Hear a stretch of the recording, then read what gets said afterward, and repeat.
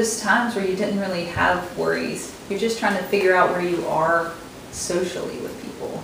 And everybody's testing each other to see what kind of person you're going to be. So, I don't know, I never really worried about academics. English was my favorite subject, and science was my other favorite subject. They were twins. It's really wonderful to read things that people come up with in their minds. And it's wonderful to read about truth and what makes you a person. It's great. I like reading the different ways that other people write. In middle school, I was on a big Harlem Renaissance phase. We came from a place where there was a lot of tension and a lot of poverty, and I didn't understand the people around me, and it gave me a lot of insight into the things that were happening to other people, not just myself.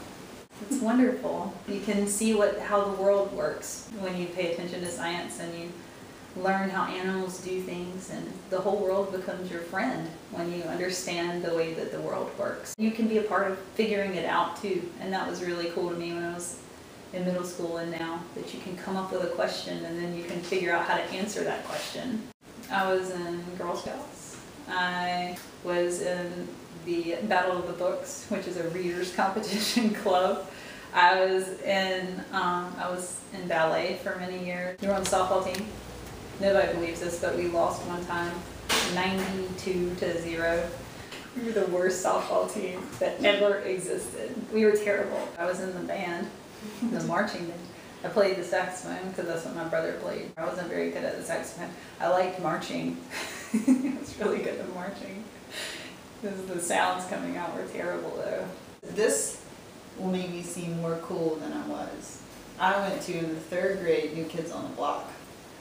That's only because my brother went, and he was really cool. Life was a lot easier for us as far as dressing was concerned than I think it is for middle schoolers these days. I was doing good when I put my Umbros on, which are just exercise shorts. Is this a polite way of asking me if I was weird? No. So I was weird. I think the way I saw it, or the way my parents told me to see it, was that everybody was weird. I mean, you would hope that you're weird, because if you're not weird, you're probably not interesting anyway. So I just figured everybody else was weird too. That it probably wasn't normal to have insects in your freezer and, you know, the things that you do when you want to be an entomologist and you don't know what entomology is. When I got to high school, they started explaining science, and it was just very exciting. Going to school was like watching the Discovery Channel every day. You couldn't believe the things that you were learning, that people knew, and it helped you to understand even better all these things you were trying to figure out when you were little. We played outside all the time.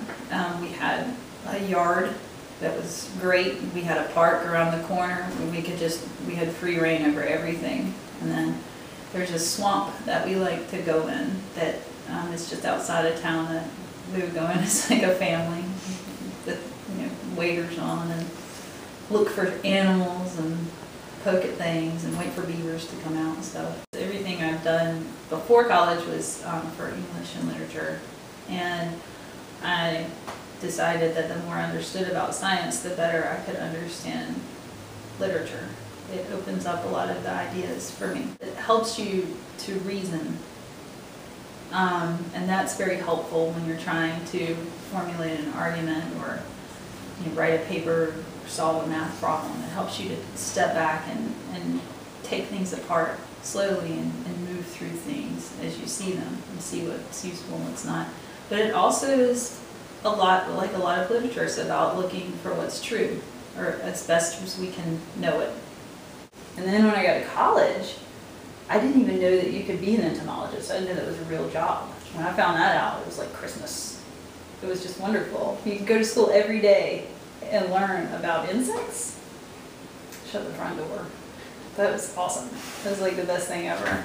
That you can do things that you want to do. Or where I came from, there were teachers and doctors and veterinarians. There really wasn't a wide array of possibilities of what you were going to be when you grew up.